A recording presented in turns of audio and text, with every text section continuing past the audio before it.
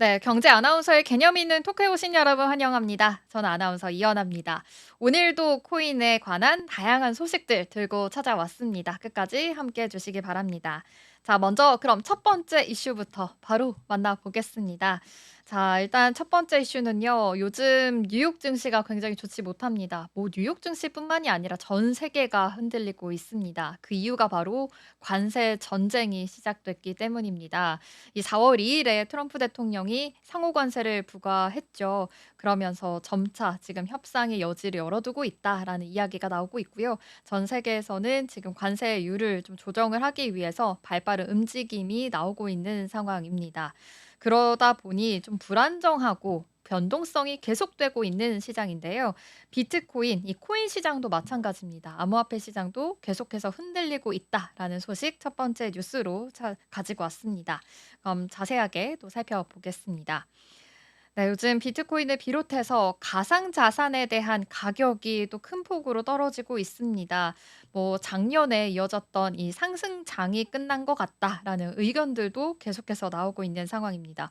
사실 저도 작년에 이 상승장이 있었을 때 '와 올해까지 더 이어지겠구나.' 트럼프 대통령이 뭐 "가상자산 대통령으로 자기를 명명하겠다."라고 이야기한 만큼 올해를 더 많이 기대를 했었거든요. 그런데 지금 아무래도 좀 정책에 대한 이슈로 인해서 지금 흔들리고 있는 시장이 참 안타깝다라는 생각을 합니다. 4월 7일 기준으로 해서 가상자산 시세를 보여주는 이 코인 마켓캡에 따르면요. 비트코인 가격이 한때 75,000 달러까지 내려앉았습니다. 뭐 85,000 뭐 9만 달러까지 올라갔었는데 지금 75,000 달러 선까지 지금 내려앉은 상황이고요. 이렇게 하루에 지금 10% 이상이나 하락을 한 상황입니다. 이렇게 낮은 가격은 작년 11월 이후에 처음이라고 합니다. 비트코인뿐만 아니라 지금 이더리움, 솔라나 같은 주요 알트코인도 하루에만 20% 넘게 지금 가까이 떨어졌다라고 보면 되겠고요. 리플은 무려 22% 가까이 하락을 했습니다. 뭐 11월 이후로 지금 이렇게 낮은 가격이 처음이라고 하니까 11 월에 미국 대선 준비하면서 구매하셨던 지금 매입을 하셨던 분들은 지금 다시 이 상승을 기대하는 게 아니라 조금은 불안한 상황이 계속되고 있는 상황인 것 같은데요. 그렇다면 이 급락한 이유에 대해서 좀 살펴보자면 아무래도 트럼프 대통령이 발표한 이 관세 폭탄 때문이겠죠. 발표 이후에 주식 시장에서는 9,670조 원이 증발을 했고요. 일본과 홍콩 주식 시장도 큰 폭으로 하락했습니다. 어제 니케이 지수가 8% 넘게 빠졌고요. 홍콩 항생 지수도 17% 정말 큰 폭으로 충격을 받았거든요. 우리나라 증시 어제 정말 공포 그 자체였습니다. 그러니까 전 세계적으로 지금 흔들리고 있다라는 상황이고 어제 우리나라 같은 경우는 사이드카가 또 아침에 발동을 할 정도로 굉장히 큰 충격을 받았습니다. 저도 지금 개장 방송을 하고 있는데 어제 속보 처리를 급하게 했던 기억이 납니다. 막 코스피에서 매도가 너무 많이 나와서 매도 사이드카가 걸렸다라는 속보 처리를 했던 기억이 나는데 정말 이 정도로 공포와 변동성이 극심한 상황이다라는 점 다시 한번 좀 파악을 해 보시면 될 것 같아요. 그렇다면 비트코인 가격 지난 주말까지만 하더라도 82,000 달러 선까지 좀 유지를 했었는데 지금 이렇게 75,000 달러 선까지 내려온 상황이거든요. 미국 증시가 떨어질 때 잠깐 올랐던 적은 있었는데 이때만 하더라도 '비트코인이 관세에 대한 영향을 받지 않는구나.'라는 이제 투심이 기대감까지 있는 상황이었습니다. 근데 하지만 그렇지 않은 상황이라는 게 어제 다시 밝혀진 거죠. 그런데 실제로 이 마이클 세일러라는 투자자가 이렇게 얘기했습니다. "비트코인에는 관세가 붙지 않는다."라고 강조를 하기도 했어요. 그러다 보니 지금 관세 전쟁으로 인해서 이렇게 나라가 흔들리고 있으니 "비트코인은 관세가 붙지 않는다고?" 하면서 다시 좀 투자자들의 기대감까지 있는 상황이었죠. 네, 하지만 이렇게 어제 파악을 해 보니 '아 아니다. 이제 뉴욕 증시에 같이 동반 커플링 되는 현상이 없지 않아 있구나.'라는 점이 확인이 되면서 투자자들이 '상승장이 끝났다. 이 강세장이 끝났다.'라고 보고 있는 겁니다. 크립토컨트 주기영 대표가 4월 6 일에 이렇게 얘기했습니다. "비트코인 강세장은 끝났고 당분간 큰 반동은 어려워 보인다."라고 이야기했습니다. 강세장에서도 소액의 자금만으로도 가격이 오르지만 지금은 많은 돈이 들어와도 가격이 오르지 않는다라고 약세장에 들어섰다라고 지금 판단을 한 상황입니다. 주기용 대표 모습이고요. 근데 지금 이렇게 강세장이 끝났다. 약세장이 아무리 많은 돈이 들어와도 약세장에 들어섰다라는 점은 저도 지금 투자자 입장에서는 굉장히 좀 슬픈 현실인 것 같은데요. 주 대표가 이 지표를 보고 더 이야기를 했습니다. 실현 시가총액 지표에 주목을 한 겁니다. 사람들이 실제로 비트코인을 얼마에 샀는지 기준으로 해서 계산한 시가총액이고요. 우리가 보는 일반 시가총액보다 시장의 분위기를 더 확실하게 보여준다고 합니다. 실현 시가총액 지표입니다. 어 이 실현 시가총액은 늘고 있는데 비트코인 가격은 오르지 않고 있다라는 점을 확인해 보면 된다고 해요. 실제로 이거는 약세장에서 주로 나타나고 있는 현상이라고 합니다. 이런 상황 속에서 비트코인 가격이 더 떨어질 수 있다라는 걱정이 물론 들 수밖에 없는 상황인데요. 가상자산 시장 전문가인 줄리아 저우는 비트코인은 위험 자산의 선행 지표로 사용하는 경우가 많아서 앞으로도 미국 증시가 열리면 더 큰 하락이 올 수도 있다라고 좀 분석을 했고요. 애널리스트 미카엘도 조만간 비트코인이 7만 달러 선까지 내려앉을 수도 있다라고 전망을 하기도 했습니다. 조금 슬픈 현실이네요, 이런 전망들. 그렇지만 반대로 희망적인 시선도 있긴 해요. 트럼프 대통령의 관세 정책이 오히려 이 비트코인 같은 대체 자산에 대한 관심을 더 키울 수 있다라는 의견들도 있고요. 비트맥스 CEO가 이렇게 또 얘기했습니다. 이번 관세 이슈로 인해서 비트코인이 이 미국 증시와의 연결고리를 끊고 가상화폐 시스템의 문제를 좀 더 경고하는 자산이 될 수도 있다라고 내다보기도 했습니다. 실제로 미국이 좀 돈을 풀기 시작하면 그래도 비트코인이 다시 오를 수 있다라는 전망까지도 있는 상황이에요. 지금 전망된 상황을 보자면 비트코인 가격이 올해 안에 25만 달러까지 오를 수 있다라는 예측도 나오고 있는 상황이니까 지금 시장에서는 관세 전쟁으로 인해서 아무래도 위험 자산에 대한 투심이 악화가 됐기 때문에 지금은 단기적으로는 좀 흔들릴 수 있지만 좀 더 멀리 보자면 그래도 '상승장이지 않을까.'라는 시선까지도 있다는 점도 같이 체크를 해 보시면 될 것 같습니다. 저도 투자자 입장에서 좀 빨리 상승장, 강세장이 왔으면 좋겠네요. 자, 여기서 지금 첫 번째 이슈는 마무리하도록 하겠습니다. 두 번째 이슈는 이 가상자산 24시간 선물에서 청산액이 14억 2천만 달러 육박했다라는 소식입니다. 이 가상자산 시장 계속해서 얘기하고 있는데요. 선물 시장에서 지금 더 많은 포지션이 청산이 됐다라는 소식입니다. 좀 더 자세하게 살펴보겠습니다.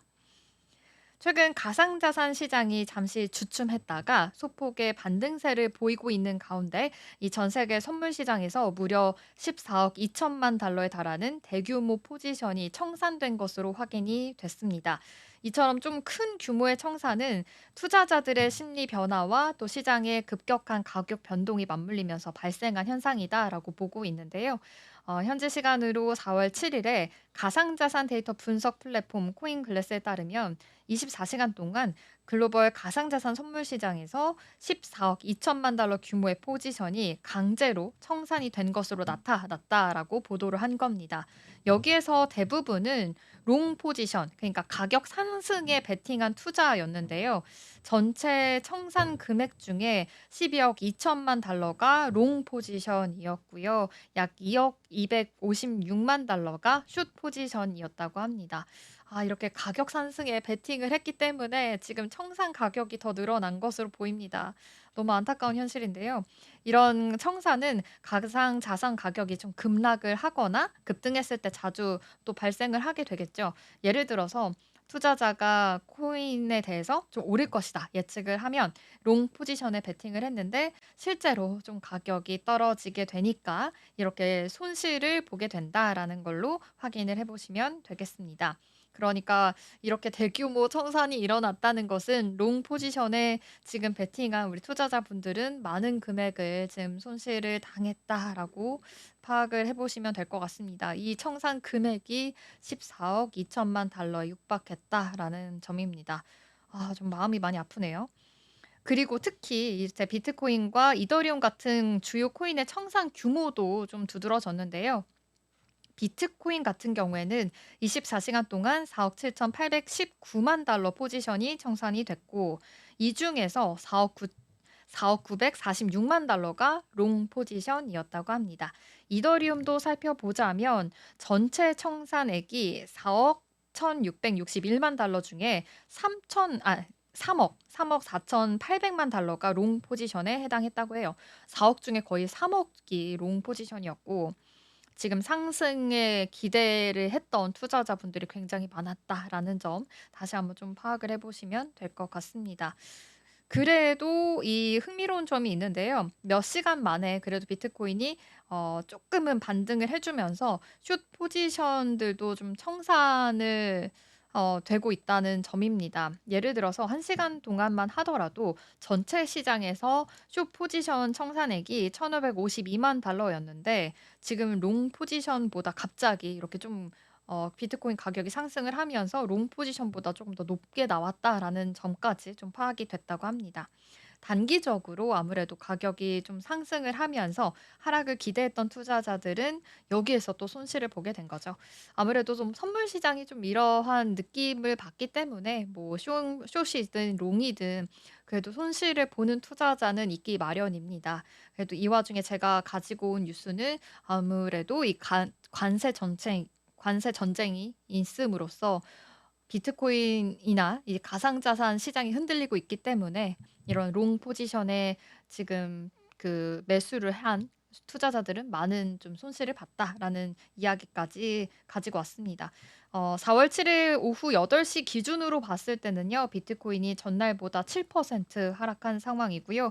7만 7천 달러에서 거래가 됐고, 이더리움은 16%나 좀 하락한 상황입니다. 1,493만 달러 선에서 1,493달러 선에서 지금 움직이고 있다는 점 파악해 보시면 될 것 같습니다. 지금은 조금은 반등을 해준 상황이지만 시장이 아무래도 계속해서 좀 큰 조정을 겪고 있는 상태이기 때문에 이런 급격한 청산이 일어났다라는 뭐 뉴스나 이런 소식을 전할 때면 투자자분들은 조금은 조심해서 새로운 기회를 찾아봐야 되지 않을까라는 생각을 해봅니다. 지금은 아무래도 이 관세 전쟁이 계속될 전망이고요. 4월 9일부터는 본격적으로 좀 시행이 되면서 그때부터는 더 큰 흔들림이 나올 수도 있으니까 이때까지 조금은 신중한 접근과 좀 철저한 리스크 관리가 필요할 것 같습니다. 네, 이렇게 조금은 선물 청산행이 많았다라는 소식까지 전해드렸습니다. 다음 뉴스는요. 이 비트코인이 관세 위험의 해지 수단이 될 것이다라는 이야기입니다.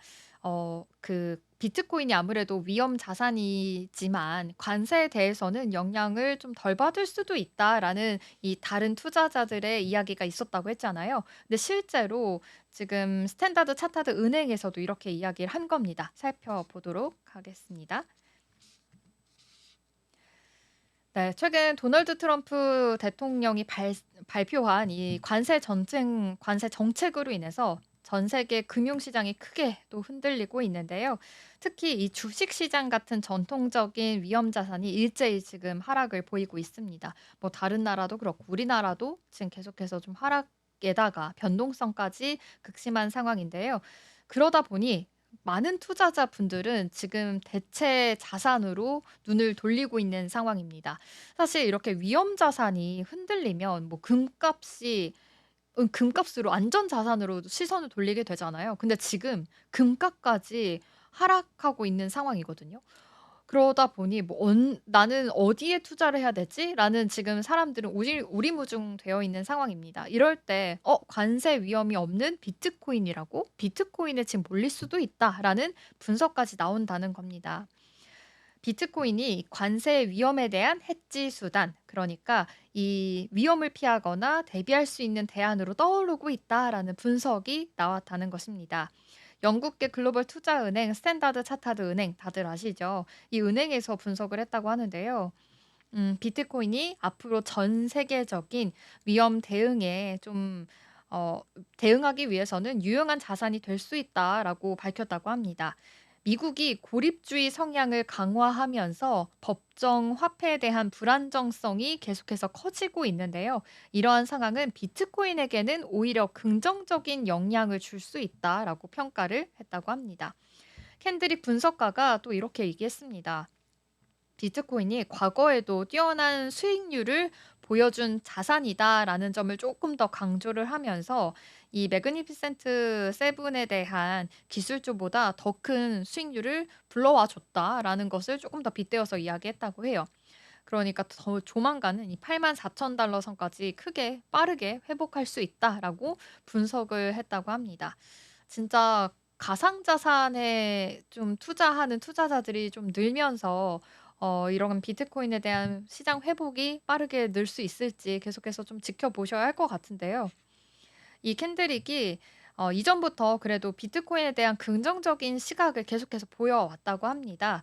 지금처럼 불확실한 시기일수록 비트코인은 조금 더 다양한 시장에서 대응을 할 수 있기 때문에 강력한 자산이다라고 계속해서 이야기를 하고 있고요. 또 이럴 때일수록 가장 좋은 전략은 단기 매매보다 HODL, 즉 이 장기적으로 보유를 하면서 버티는 것이다라고 이야기했다고 합니다. 이 HODL이 암호화폐 투자자들 사이에서 홀드, 보유하다라는 거죠. 이 홀드를 좀 더 재미있게 바꿔서 부르는 용어라고 합니다.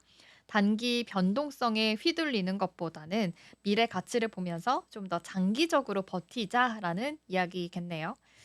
어, 진짜 보유하면서 좀 더 장기적으로 버티는 게 답인가라는 게 요즘 시장에 아무래도 답이지 않을까라는 생각까지 듭니다. 지금 현재 시장에서도 굉장히 불안정한 모습을 보이고 있는 만큼요. 실제로 세계 최대 가상자산 거래소인 바이낸스의 USDT 마켓에서 보면요. 비트코인이 지금 7% 하락한 상황에서 거래되고 있고요. 관세 정책 발표 이후에 전반적인 시장에 대한 불안정성이 맞물리면서 더 큰 하락폭이 깊었다고 분석하고 있습니다. 비트코인 불확실성, 정치적인 리스크, 대응할 수 있는 자산이다라는 점에서는 그래도 설득력은 있는 상황이기 때문에 이 점을 좀 더 주목을 해 보시면서 관망세로 좀 더 멀리 보시면 좋을 것 같습니다. 지금 이 소식에서도 전해드렸듯이 HODL, 이 홀드 전략을 조금 더 우리 장기적으로 보면서 가져가야 되지 않을까라는 이야기 다시 한번 드리도록 하겠습니다. 그럼 이어서 다음 이슈도 살펴보겠습니다. 네, 다음 이슈는요. 이 비트코인. 한국에서도 기업 보유 자산으로 도약이 가능하다라는 이슈 들고 왔습니다. 이 코빗 리서치 센터에서 이야기를 한 건데요. 한국에서도 기업 보유 자산이다라는 점 조금 더 흥미로운 것 같습니다. 사실은 이 비트코인이 가상 자산으로 다른 나라에서는 인정을 하고 있지만 우리나라에서는 아직 이렇게 조금 더 보편화되지는 않았거든요. 그래서 ETF도 아직 없는 상황이거든요. 그래서 이런 분석이 나왔다는 것은 그래도 비트코인에 대한 상승 여력이 더 많을 것이다라는 것이 좀 전제하에 깔려 있지 않을까라고 생각을 해봅니다. 자세하게 살펴볼게요. 국내 자산 거래소 코빗 리서치 센터에서 이런 보고서를 냈다고 합니다. 보고서 제목은 비트코인 기업의 자산이 되다 이야기고요. 또 세부 제목을 보니까 보유 전략부터 비즈니스 모델까지에 대한 이야기였습니다. 이 보고서는 비트코인을 기업 자산으로 활용하는 전략과 모델을 중심으로 작성이 됐고요. 국내 기업들이 가상자산 시장에 진출할 때 참고할 수 있는 내용을 담았다고 합니다. 이 보고서가 왜 중요한지 조금 더 살펴보니까 가상자산 거래소 코인베이스의 그 사례를 좀 더 분석을 했다고 합니다. 한국 기업들도 규제 대응 능력에 대한 강화, 그리고 기관 고객 전용 서비스를 개발하고 또 수익 구조 다양화가 필요하다라는 결론을 내렸다고 하는데요. 우리나라 가상자산 시장을 보면 제도 기반이 조금씩 마련이 되고 있는 상황이긴 하지만 지금 과도기인 상황이기 때문에 조금 코인베스처럼 앞서가고 있는 기업들의 전략을 참고한다면 더 크게 발전하고 조금 더 과도기를 짧게 만든 다음에 안정화되지 않을까라는 이런 이야기가 담은 보고서라고 합니다. 그렇다면 진짜 미국 기업들은 어떻게 하고 있는지도 한번 살펴볼게요. 가상자산 전문 기업들은 특히나 좀 활발하게 이렇게 비트코인을 자산으로 보유하고 있다고 합니다. 예를 들어서 갤럭시 디지털 같은 회사는 비트코인을 직접 매입하거나 사업에서 벌어들인 돈을 비트코인으로 보유를 하고 있다고 합니다. 그리고 스트레티지 기업은 전환사채나 이 주식을 발행할 때 자금을 비트코인으로 계속해서 장기적으로 또 보유를 하고 있다고 하고요. 이러한 전략을 따라하는 기업들도 계속해서 늘고 있는 추세라고 합니다. 올해 초에는 비트코인 현물 ETF가 미국에서도 승인이 됐죠. 그러다 보니 뭐 기업 금융기관에서도 비트코인에 간접 투자를 하면서 조금 더 관심이 더 쏠리고 있는 상황입니다. 덕분에 이 가상자산 시장에 기관 자금이 빠르게 유입이 되고 있고 그만큼 시장 규모도 점점 커지고 있다라는 것이 좀 분석이 됐다고 합니다. 미국 기업은 이렇게 잘하고 있는데 한국 기업은 지금 과도기인 상황인 만큼 현재 상황을 좀 더 알아보도록 하겠습니다. 한국 기업은 지금 자산의 규모는 또 크고 현금 흐름이 좀 안정적이고 투자 활동이 활발한 기업은 많다라고 분석은 했는데요. 하지만 이 가상 자산에 대해서 관심만 있는 상태지 실제로 이렇게 약간 행동과 투자까지 이어지기에는 조금 관망세인 이 보수적인 관점이 더 많다라는 점이 분석이 됐습니다. 단순히 시장 진입 여부의 판단에 그치지 않고 조금은 어떠한 방식으로 포트폴리오 구성을 할지, 그리고 어떤 식으로 재무 전략을 세워야 할지 계속해서 이 미국 기업을 보면서 힌트를 얻어야 한다라는 분석까지도 나와 있는 상황이고요. 정책적인 관점에서 봤을 때도 기업이 시장에 어떻게 참여할 수 있을지 좀 더 고려를 해야 된다라는 시사점이 함께 주어지고 있습니다. 그럼 앞으로의 전망까지도 한번 살펴보겠습니다. 이 코빈 리서치 연구원들은 또 이렇게 얘기했습니다. 일반 기업과 금융 기업이 자유롭게 가상자산에 투자하는 그런 시대에 온 것은 아니지만 시장 참여의 문이 열리기 시작한 정말 중요한 시점이다라고 분석을 했고요. 이번 보고서를 통해서 이런 새로운 기회를 준비하는 기업과 또 투자자들에게 좋은 길잡이가 됐으면 좋겠다라고 하면서 이 보고서가 마무리가 됐다고 합니다.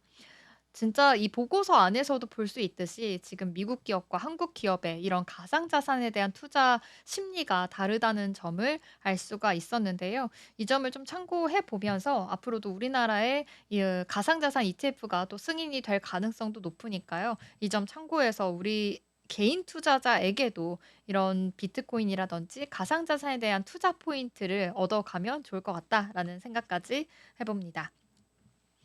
네. 이렇게 가상 자산에 대한 좀 4 가지 이슈 좀 다양하게 살펴보고 왔습니다. 지금은 비록 흔들리고 있는 변동성이 굉장히 많은 시장이지만 그래도 비트코인이라든지 이 가상 자산에 대한 이런 긍정적인 신호는 그래도 분석가들은 나오고 있는 상황이니까요. 우리 너무 흔들리지 말고 조금 더 장기적인 관점에서 바라봐 주시면 더 좋을 것 같습니다. 오늘도 성공 투자하시기를 바라겠고요. 경계톡은 여기서 마치도록 하겠습니다. 아나운서 이현아였습니다. 고맙습니다.